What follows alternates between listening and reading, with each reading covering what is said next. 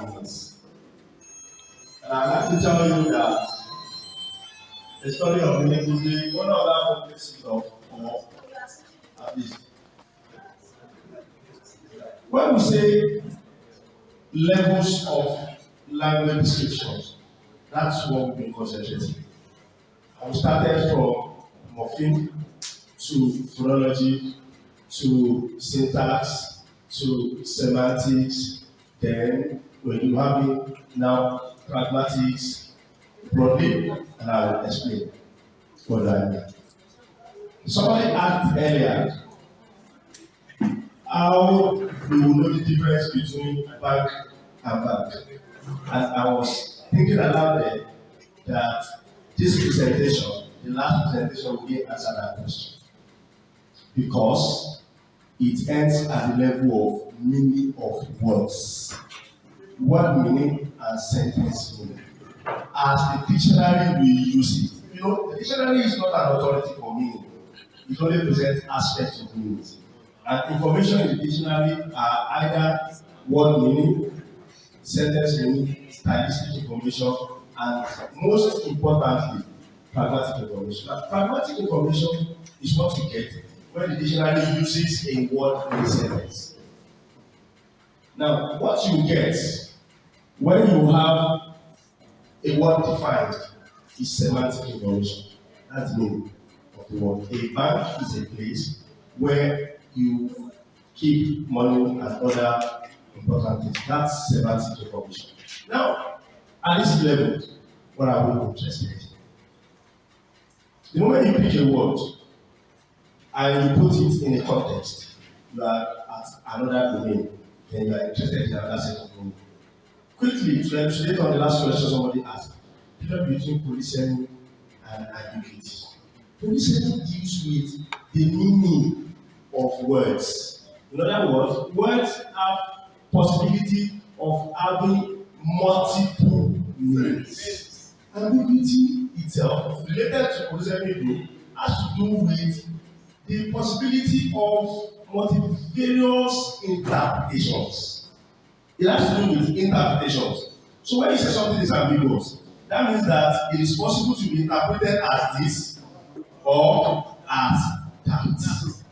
That's ambiguity, right? So that sets the boundary. Now, going to what I call discursive features. Let me take you there. There are two main schools that can be identified in contemporary pragmatics. Those schools are one, we call one the Anglo-American school, the second one European continental school. What do they do? In the Anglo-American tradition, this we call pragmatics is construed as the study of meaning constrained by the use of the language. So as far as they are concerned, their central topics of inquiry will include mainly implicature, presupposition, speech acts, and thesis. The moment they have seen language as meaning that you communicate to be construed by language. Now, concentration on this topic is known as the component view of pragmatics. What do we mean? They view pragmatic as one of the core components of the theory of language, just to be on the same level with other that we have looked at, and the formal linguistics as phonetics, phonology, morphology, syntax, and semantics. That's right. So, essentially, the European continental tradition construed pragmatics in a far broader way. What do we mean? It means they see pragmatics as encompassing much of what falls under the rubric of sociolinguistics, psycholinguistics, discourse analysis. Sociolinguistics has to do with language and society. Psycholinguistics has to do with language and the mind. And of course, discourse analysis has to do with the structure of naturally occurring discourses, and of course, every instance of language use to be subjected to linguistic analysis. So, the approach we're talking about here, which is the continental traditional approach, sees pragmatics from the perspective view. And what does that mean? It views pragmatics as taken as representing a functional perspective. That is, others have been formal. They treat the form or structure of language. What this is telling you that, see, language performs functional orientations, and language behaviors should be seen from how they are used functionally. So in this presentation, therefore, my discussion of pragmatics will be both from the Anglo-American component that will treat the core of the topics, and of course, certain instances will be drawn from the continental tradition, so that I'll be looking at rubrics of discourse analysis, and that's why I've called my discussion feature of English. Let's go. Next slide. Now, I need to define pragmatics as we will continue. Pragmatics is the systematic study of meaning by virtue of, that's one, or dependent on the use of language. Now, I explain. Since communication clearly depends on not only recognizing the meaning of words when a word is used, you know the meaning, but recognizing what the speaker means by their utterances. So pragmatics has been defined as the study of what speaker means, or what we call speaker meaning. Okay? So, see, sense and reverence in semantics, when I say she means it, sense and reference in semantics will only let you say she is preposition. It has a particular reference. And what does it refer to? It has a cataphoric reference to a pronoun, it. And the verb means express the sense of something being lost or something not being achieved. Okay? But pragmatics now talks about speaker meaning with consideration for a lot of things. Who are the participants? What is the context? What does the person have in mind? Okay? If your wife has gone to the hospital, for example, after she had complained of malaria, and you were not so sure, and you told her the month before you came to the office, please go and see the doctor and let the needful be done. And when she calls you, eventually after doing necessary tests, she said, darling, I missed it. Okay? Because she was conscious of the fact that you will be amongst your colleagues and friends, and of course you might put the phone on speaker. She has decided to be largely indeterminate. So linguistic indeterminacy enables you to be able to interpret that she, my wife, yes, I missed it, means what is it that she will miss that will make me happy, haven't gone to the hospital, that will allay my fear, she has missed her period. So the pragmatic information has been communicated. Okay? And we can now have a range of other meanings like she's pregnant, she will be an indicator. Okay, presupposition which suggested that something has been missed, politeness, which will mean that yes, she didn't want to raise the guy's fear and has used euphemistic expressions, a range of things. So one sentence, one utterance can just give you the range of interpretations that the context will now narrow. And that's why we're most interested. So let's go. Next slide. Now what's the scope of pragmatics? Professionally, pragmatics is seen as an hyponym for what we call general pragmatics. An hyponym means something that has higher version and supporting ones. So what we call the supporting ones are the co-hyponyms, and we have a subordinator. If somebody says, for example, school can be a general term, and you have co-hyponym of school to be LAUTECH, OAU, Unilorin, if you are using university as well as of school, okay? And if you use water, bottled water, you can start using different bottled water as co-hyponyms. So what we mean in this essence is that we now have pragmatic as a branch, and of course, social pragmatics also branches. What does that mean? In pragmatic linguistics, we'll be talking about language as it relates to grammar. How rules of language, how language-specific rules guide understanding of pragmatics. Now we're talking about instances of sense and reference, like we talked about, where disambiguation will help you to check ambiguous occurrences, where reference assignment will help you to understand what is being said and the like. On the other hand, we have what we call social pragmatics. They involve in sociology. So there's a relationship between pragmatics, philosophy, sociology, and other disciplines. Sociologically, from that angle, we are talking about pragmatic dealing with concern of sociology, social issues. And what are the social issues we are talking about? Studies that are culture specific. You know, we can talk about being logical about pragmatic considering meaning in practical usage that blends socio-cultural interactions, socio-cultural norms, socio-cultural rules. Okay? Like I said someone earlier, you know, the wife will just call you and say, baby, you are not serious. Right? And you are a 70-year-old man, your wife is 25 or 30. And she says, baby, you are not serious. Okay? Now, what are the socio-cultural rules that may account for that as impoliteness, as politeness, as the case may be? That is concerned social pragmatic. So the school of pragmatic cover context, that is, that will always help us to understand what something means when we use it differently from when it is used in another place. You know, talking about basis, reference, speech act, including pragmatic act, presupposition, conversational maxims, that is, what are some of the rules that we make use of in conversations that help us to understand how people can cooperate or not cooperate. Naturally, when we are communicating, we expect them to cooperate with us. When they do not cooperate, there is another reason.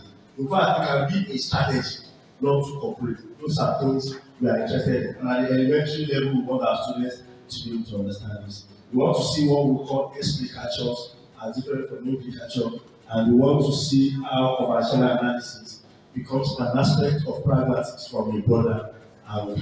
Okay, now we look at some of these things, one after the other, so that we explicate the idea of pragmatics and its scope that we are looking at there.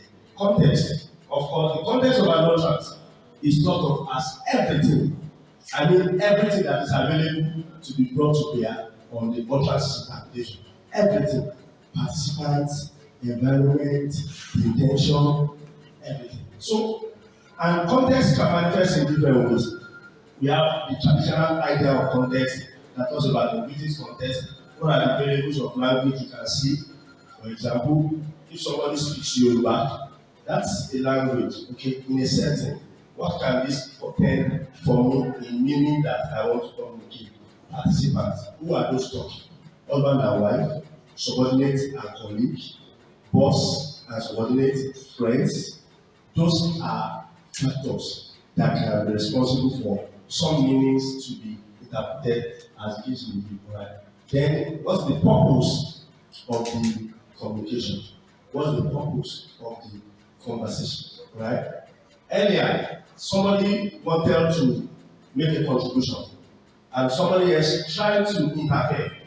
In discourse analysis, and I'll show us later, that was interruption. When there was an interruption as a conversational structure, okay, the person said, I wasn't talking to you. That I wasn't talking to you could degenerate in a situation where there is the participants don't have relationship of friendliness. If it is strictly a big boss and a very homogekere, so to use the language of a boss, and it's a very homogekere, you know. So what are some of the language parameters? Because those are very important. Okay. So we see some other features and issues that are important to pragmatics and thesis. And when we say thesis, it's just a meta term. What does it refer to? It's a technical term that refers to linguistic items that encode sensitivity to context and involve showing or pointing out reference. Okay, and of course, you point out reference, and what do you use? You use grammatical elements like pronoun, you, we, demonstratives like this, that, indexicals like here, there, now, then, to encode sensitivity to the social context. I mean, the environment where the language is used. So when you talk about person basis, you say I, you, we, us. They are used to point things out. Okay. So if somebody says, I am here, okay, I am teaching you, right? That I is a person basis. The context would let me understand who the I will refer to and why the I is used. Okay? You want to go out. Somebody tells you that you are not going alone. If you are not going alone, I'm going with you. And you're like, why should you go with me? And she says, I am your back. Okay? Personal basis, I has encoded certain realities of information to you to show you the relevance to your life. So you can't just ignore it. Spatial basis is there that refer to place and the like. Dr. Ayola can relate better with this as aspect of his PhD work. Okay. Now, next slide. You have temporal basis that refer to time, as the case may be. Now, okay, then, last year, this morning, tonight, etc. Discuss basis in speech. Okay, it commonly refers to part of what has been said and what is to come. So within discourse, they try to establish some connectivity so that you understand that certain words have some networking among themselves. You see the next chapter, my last argument, the previous point, in the coming pages, this story, that point, those are discussed bases. They point to refer to information that are important for development of certain argument. And social basis refers to status and social relationship indicator. Okay, you call your king your highness or his son. You call the king your majesty, Mr. President. You know, my love. The woman wants to hear that so that she sees certain values being attached to her within your orientation of social basis. Next slide, very quickly. So we looked at another concept, presupposition. When we talk about presupposition, we can use it to reverse to inferences or propositions that we take for granted. The truth of certain propositions are taken for granted, and lexical items are used to indicate them. And those lexical items we use are called presupposition trigger, as the case may be. So there are different types of presupposition. Okay? We have existential, we have active, there are so many, but because we don't have enough time, we won't explore on them. But we want you to know that there is something we call presupposition. Okay? If I say my husband is a professor, right? Information taken for granted is that the person has a husband. Okay? The person, I think that's a presupposition there, that the speaker has a husband, and the husband has a status to be reckoned with. So it's a way of announcing herself as a part of that individual and seeking certain form of respect for herself in our society. Okay, so those are part of what we call presupposition.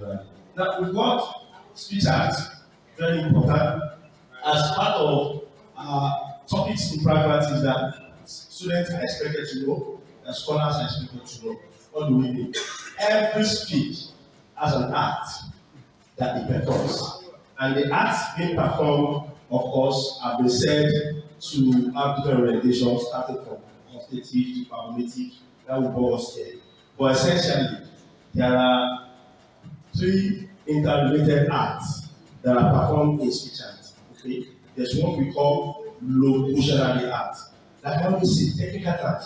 When we say locutionary act, we are talking about forms, words, sentences, those that express certain language forms that are used to perform certain functions.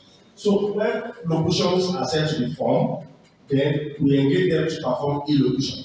Elocution will now mean the particular force you give to the utterance. Okay? Then we are expected to see per locution the effect as the case may be. You tell your child, okay, I will not pay your school fees. In pragmatics, that I will not pay your school fees is a sentence. Alright? I will not pay your school fees. That sentence is going to be given a particular time. looking at Dr. Adeniyi's lecture, okay, I won't pay your school fees. What is that? It is a declarative sentence, right? That is from locution. Why is that locution used? What have you used it to do? You have used it to threaten that child. Maybe the child has done something you do not like. So there is a difference between semantics and pragmatics. Semantics tells you that the meaning of that statement is that he will not perform an action of pain to you. The pragmatics will tell you that it is a threat. Okay? When something is a threat, okay, we have other categories of names we call it, from general to specific. Alright? I don't want to go into all those issues of commissive, imperatives, and the likes, expressive, so that we'll not start coming down to how they become. But we are only saying that pragmatic meaning means it has an force. That utterance has a force of a threat. Okay? It's a commissive act. He's committed to carrying out that threat because he has the power, the affordances, and otherwise. He has fulfilled what we call felicity condition, that is the condition that was satisfied for that to be doable. For example, my younger brother, God forbid, that one has died and the brother has taken over your responsibility, does not have the felicity to issue that kind of check to your child. Okay?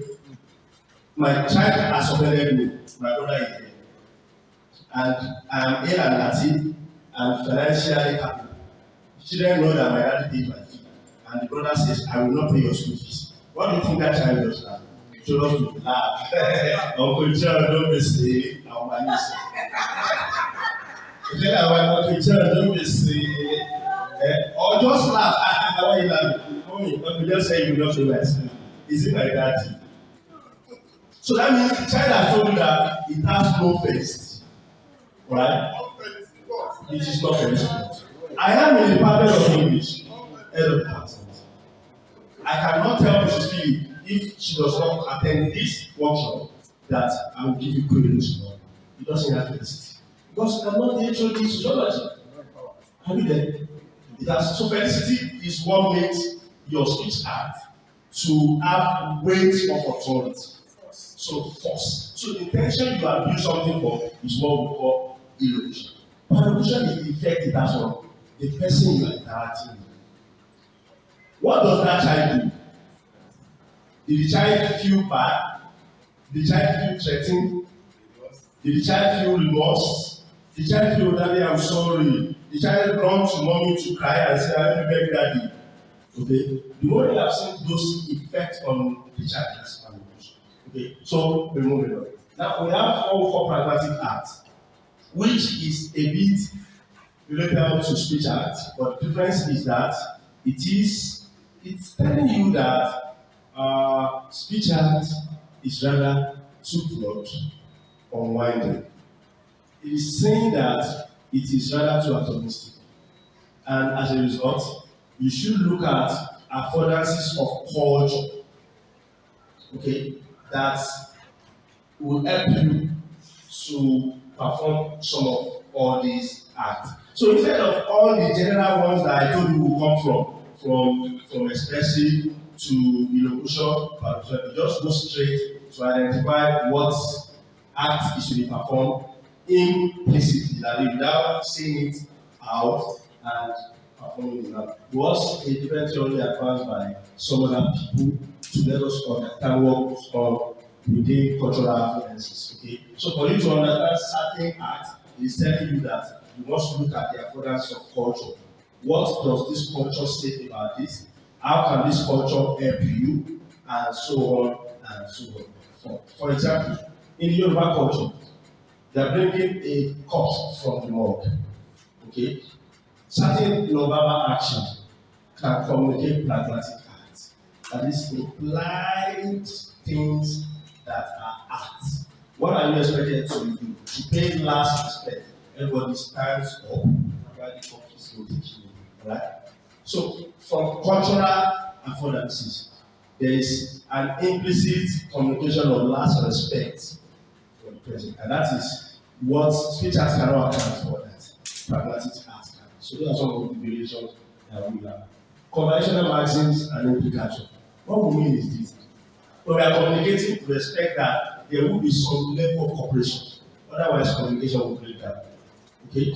So, if Mrs. Phillips dresses very awkwardly, for example, awkwardly, and she's following us out, or following our husband out to a function, and she asks the husband, honey, how do I look? And the man says, horrible. He will go to that function alone. Okay? He will go to that function alone. So, whereas he has cooperated in the conversation, she asked the question, he answered. But conversation makes us understand that there are rules and principles that guide it. Okay? What do we mean? Those rules are called maxims of conversation. There's a general rule. It says, make your conversational contribution one that is required at the time of conversation and for the purpose it is made. It now has some sub-maxims. Other one. Some says maxim of quantity. Let me start from quality. Quality says, say the truth. Say that for which you have evidence. Don't say anything you don't have evidence. The truth. And she has asked the husband, how do I know? The truth is bitter. And the other say you look horrible. Okay? He's obeying the maxim when he says you look horrible. But for cultural consciousness and diplomacy, you are allowed to flout the maxim, that is, break it, to achieve other effects in the context of the interaction. And those effects you will achieve, you have what we call implication. Implication will now be additional meaning that you have in mind, but you did not say it out. That we can apply. Okay? So when you break the maximum of quality, you arrive at implication at times. Alright? Okay? So when it says, how do I look? Beautiful, but what about just adjusting this? So implication would be, you are not looking too far, but I cannot see it. Okay, so you know. So maximum of quantity, we say, don't say too much. Okay? Just say the only information you need at that moment. Don't say less, don't say much. Right? But sometimes too, there are implications that come out of that too. When you obey or disobey, right? You knock on the door of an hostel in school, and the lady says, come in if you are handsome and rich. Right? And you come in. Okay? And you come in. The moment you start there, you say, oh, you're a good look. Right? A particular margin has been started. Okay? She has admitted that you are good looking, but you are not rich. So you shouldn't have come. So the implication there is that though you are good looking, you are not rich.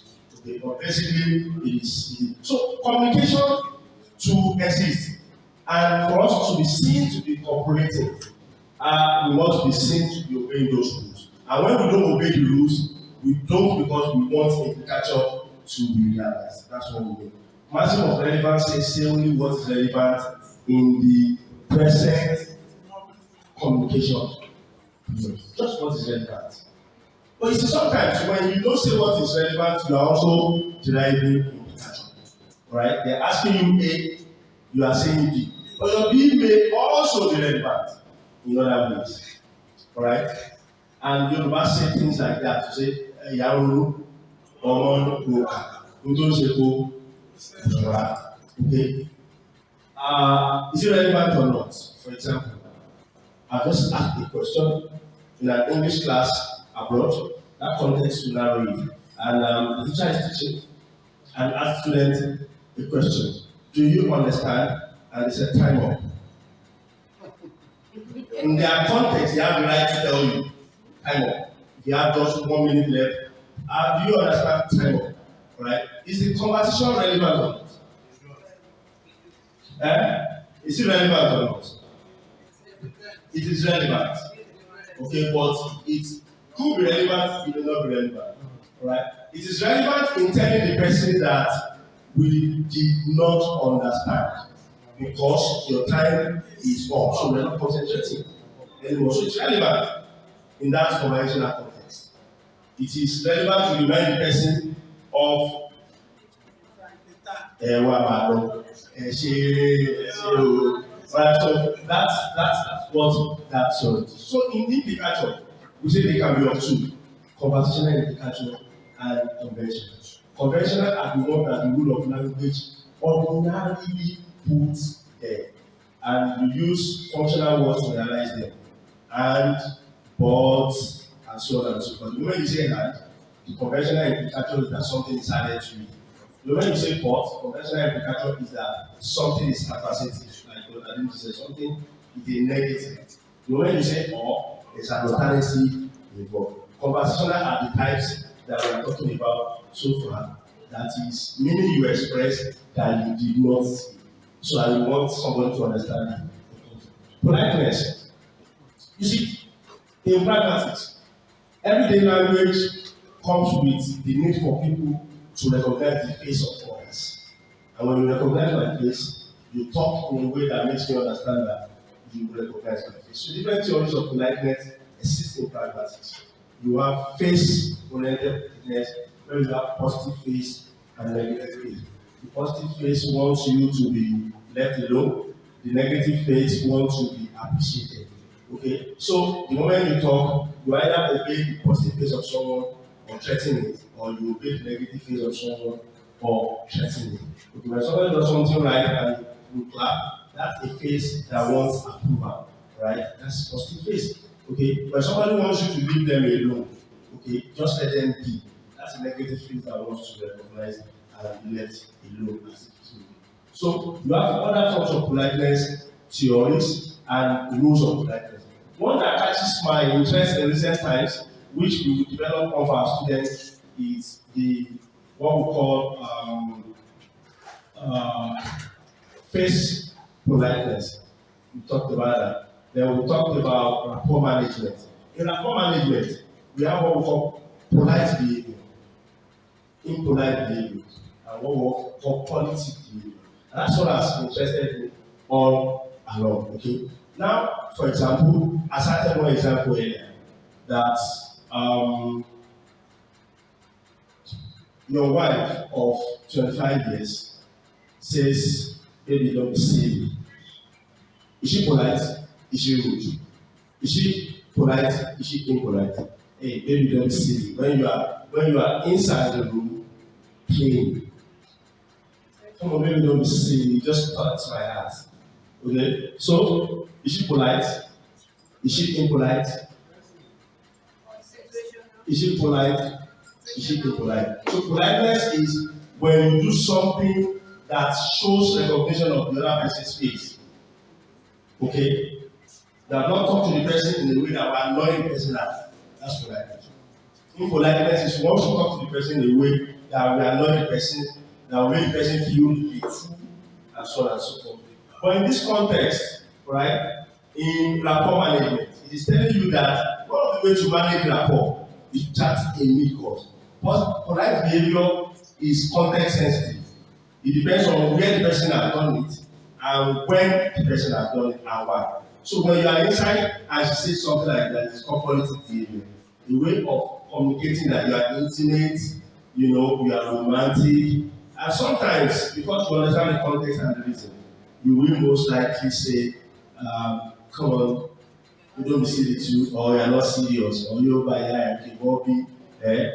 things like that. So politeness has a variety of sensitivity to context too, and those are some of the things we're interested in.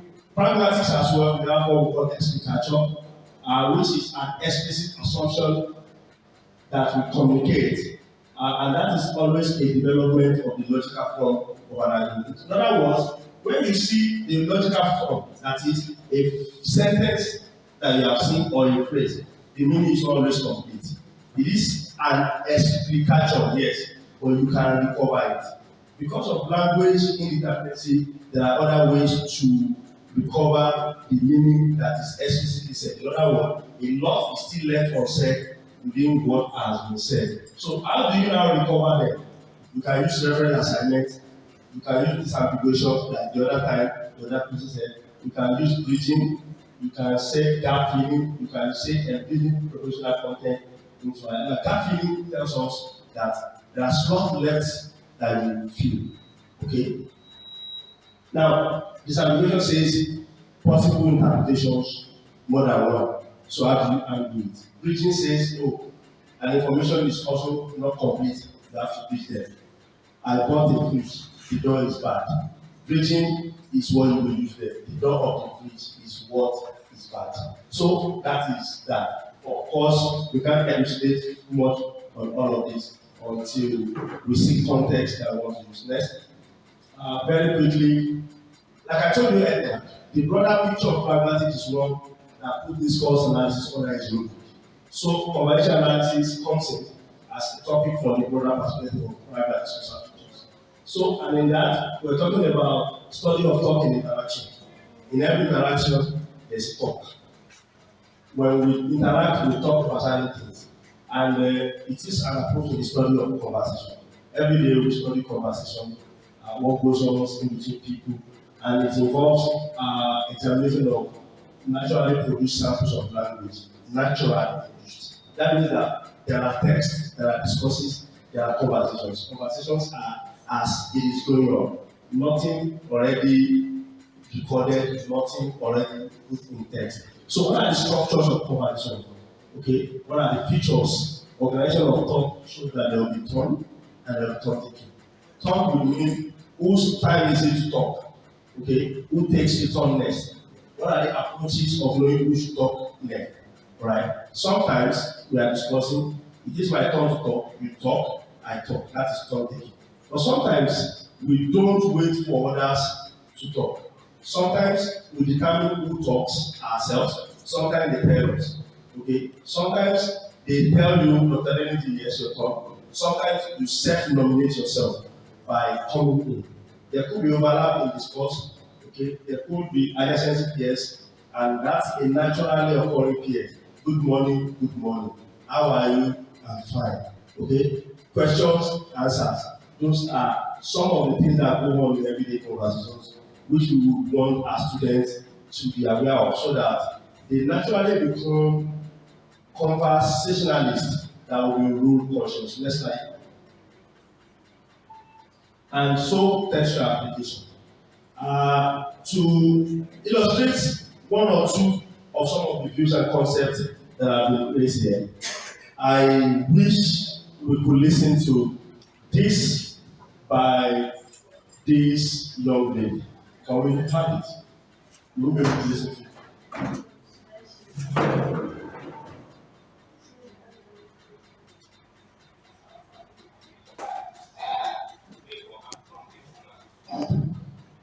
Men always find it hard to obey command from a woman, except one.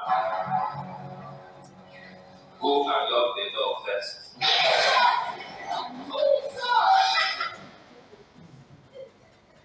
So it is said that men find it hard to obey commands from the woman, except one. Go and lock the door first. Let me create the context. You are in the room with your woman, either your wife or your girlfriend, and the door is open, or not locked, just closed. As you are sitting, you are talking, natural men ego, you don't want to obey. She says, go and lock the door first. In semantics, okay, go and lock the door first, where you're going to put a lot of words in it into different dictionary understanding. In syntax, it is going to be called a sentence, declarative sentence. Go and lock the door first. Okay, or is it imperative? Depending on the tone it has, depending on who is the speaker. Okay, we are not interested in context. But here, go and lock the door first. Pragmatically, there are a lot of things that are involved. If I use that to illustrate presupposition, Okay, there is something taken for granted that the door, there is a door in the room. They are in the room. One, there's a door in the room. Two, the door is unlocked. That is called existential presupposition. Right? Existential presupposition. That is it. Now, there's a fact there that the door remains open. That's factive presupposition. It talks about fact as it is with you. Now, if I take you to other forms of pragmatic issues, for example, if I want to look at basis there, okay, I'm going to see a place basis there, I'm going to see a person basis. Okay, so those features can be identified. Now, if you take it through other features, let's say politeness now, where I'm most interested. Now, are we going to see that as polite, impolite, or politic? Is it a command? No. Now, if we use politeness, it's a politic behavior. It's a way of saying that when you are alone, baby, go and lock the door. Basically. At that point, most likely, men will stand up to lock the door without saying it as a command. And that's the joke the person was trying to work on. If I take it as feature art, ladies and gentlemen, what art will I call it? That locutionary structure. What illocutionary art will I call it? Is it command? Is it invitation? Is it acceptance? So it depends. In that context, go and lock the door first. Somebody you have been scrambling for maybe from 4 p.m. that she came in, that you forgot to lock the door, to like 6 p.m. and she says go and lock the door first. Is she commanding you or accepting the offer request? Is it an invitation? Okay. Is it acceptance of the your disturbance? Is it invitation to the act? That's pragmatics. So, and pragmatics makes us understand that what semantics or syntax we call command, it's actually not. Okay? If it is a command, it is in the interest of the speaker to exert authority and power. Right? And nothing benefits the recipient. But in this instance, it is a form of answer prayer to the young man who is probably about to open a door he has been knocking. So pragmatically. That's the interesting part of this. And Oga, when it comes to the interactive session now, Oga will elucidate on might not be.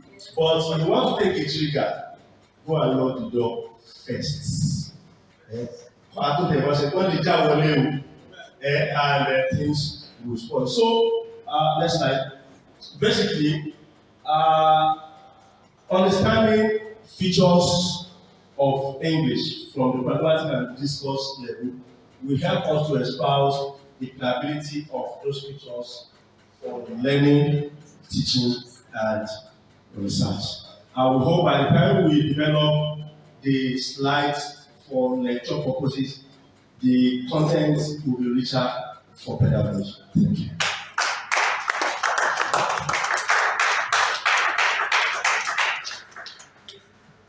Yeah, thank you, Prof. That was a nice one.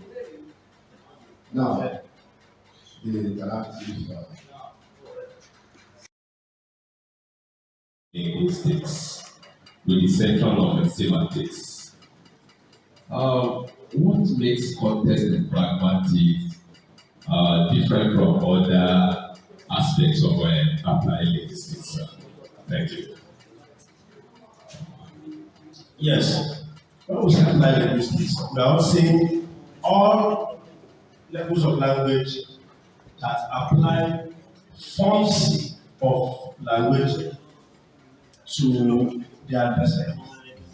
I would say forms, we mean like phonology, semantics, syntax. Those features how do you use them differently in your display? Context, as nebulous as it is, has applicability differently in different fields.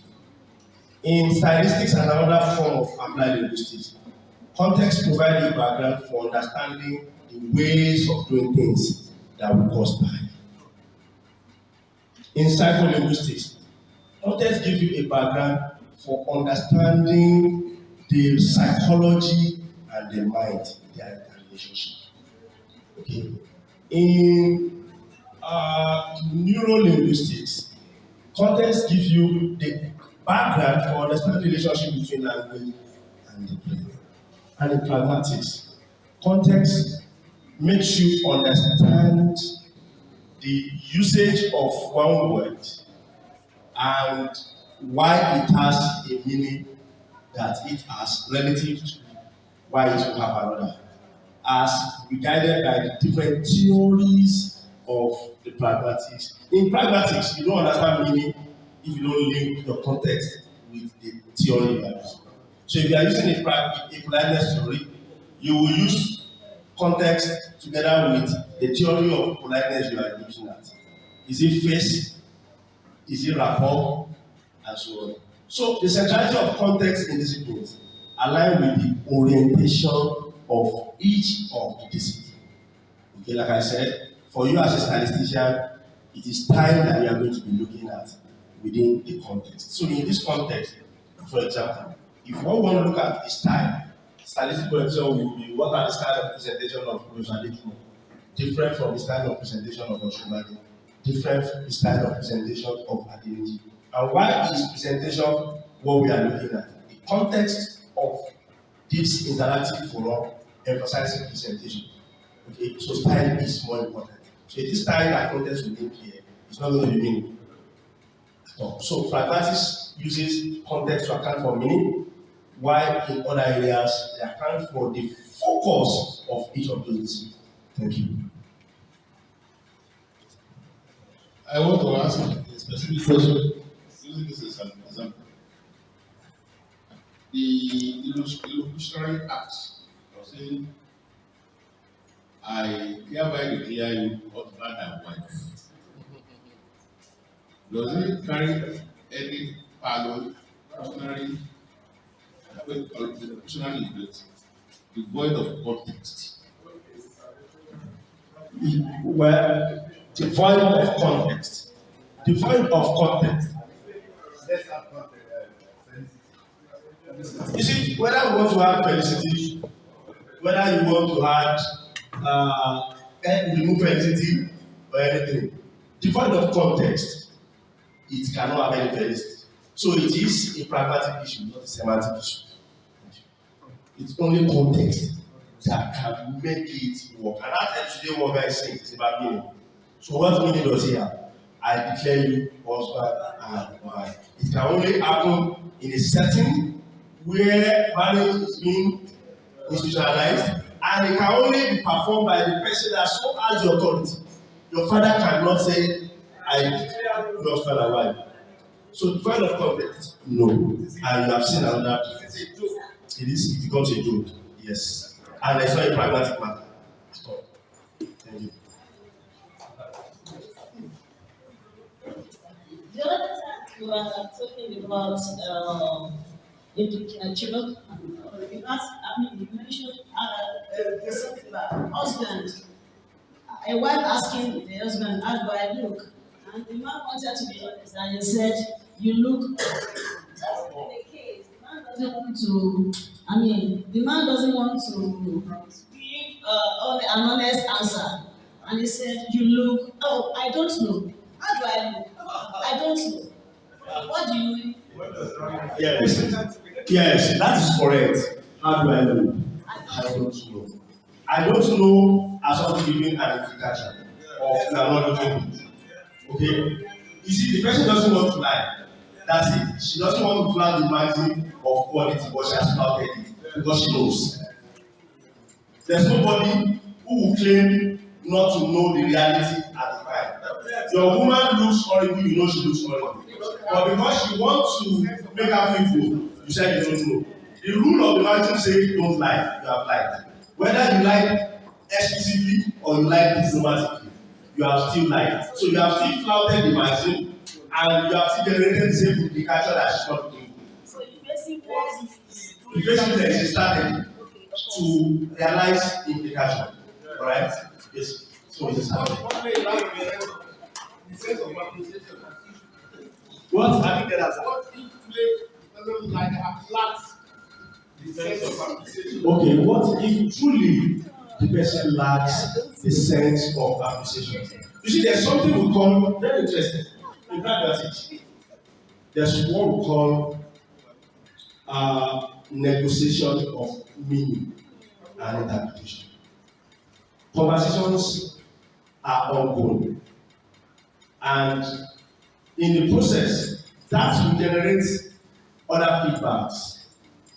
In the further discussion, we will be able to negotiate further meaning that will let us know, whether the meaning something that claim is actually correct, or in the conversation there will be emergent reality that will come out that the person is actually not ignorant, or the person actually does have sense of appreciation but was just trying to be evasive. There will be further, so you don't know how your wife looks. Ẹ̀yà wọn lọ bí ẹni lọ fúnra ẹni padà àpò wọn ṣe é, there will be conversation can never end there with the woman when you say, I don't know. Whether you have sense of appreciation or not, there will be further reactions or conversations that will help us negotiate the meaning further. And that's the beauty of pragmatism. Thank you. Yes. very interesting. I deliberately went to that no. A fact that is a color riot, obviously. And then asks somebody, can you see this is very matching? And the person says, yes, it matches. Yes. So now thank God Professor Dr. Olagodi gave us lecture on phonology. You see, there's intersection between pragmatics and all areas. Tone, intonation would constrain the meaning. I have somebody here who is doing intersection of pragmatics and phonology, and she will be able to tell me that even the modulation, even the gesticulation, even the tone of the voice has complicated mockery. And that mockery has exposed the pragmatic intention of the speaker. So with pragmatism, the context will always give a hint or a clue on the meaning. That's not to say that those interpretations are foolproof, but it stands a more than 70% chances of tracking the meaning.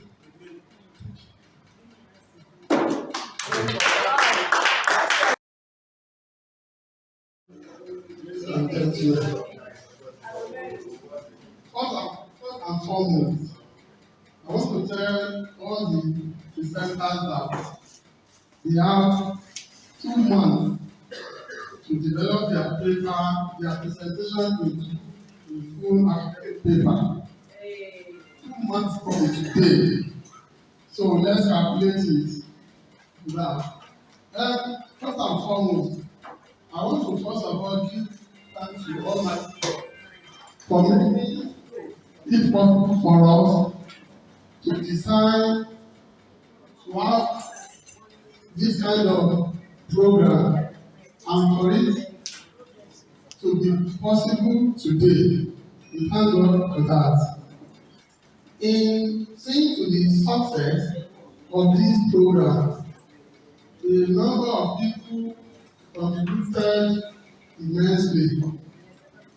First of all, we want to appreciate the leadership of this department, College of English and Literary Studies, for their intellectual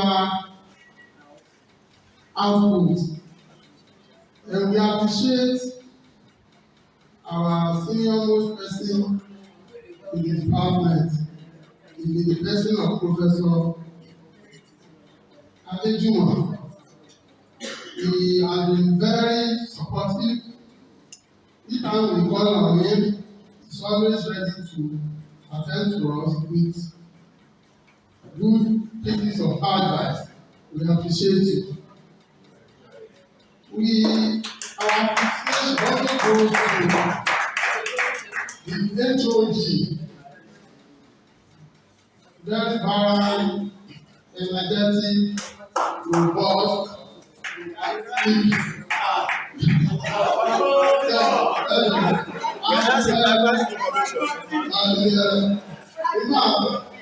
I'm highly happy because, in fact, personally, by the time this idea was conceived, I look at it, before you know it, day there today has come. We appreciate him for that. We appreciate the presence of the Vice Chancellor, who was ably represented by Professor A.B. Ogunwale. We appreciate the presence of the registrar because their presence gives this the university approval. It is a sign that the university records with the program. If we invite them or inform them and the whole representation is sent, what do we do? So we have to say them. Also, we say our day, the day of our faculty, for being there for us, for giving us encouragement, for providing a good leadership. We appreciate it. My appreciation cannot be complete without mentioning the role of our brothers in the department and our sisters in the faculty. We appreciate everybody for the fact that you consider us worthy of being recognized for the program. We appreciate your patience. We appreciate your tolerance. We appreciate the fact that you have also made the day a robust academic interaction. We thank you all. Then we appreciate our younger colleagues whom we have been sending here and there since a few days ago, and we don't want to be mentioning names. All of you are appreciated, and my prayer is that. Okay. I also appreciate the role of the technical team and our technicians. We appreciate, in particular, our younger brother here, who has been a brother to us some years back. The person of something what's the solid name? Mustafa Samsudin. There's no time. Sound or rain that we call on him, he is always ready to attend to whatever we present to him to do. Then we appreciate the presence of our people from ICT for gracing this occasion. And all of us, we also appreciate our core members for their role. That's the brother say, ibi kan ò lè dá tó fi bí bá wẹ̀ fún orí yẹn èyí lásán ọ̀hún bí bá wẹ̀ wo ẹ̀bẹ̀ fún orí yẹn èyí lásán ọ̀hún bí bá fi orí yẹn lẹ́gbẹ̀ẹ́ inú mi àtàrà mi lẹ́gbẹ̀ẹ́. We appreciate your encouragement, your support, your prayer, and all other things that I cannot mention now. So, by God's grace, all of us, our purpose of being here has been achieved successfully. Those of us who are still on PhD program, I pray that very soon we are going to defend.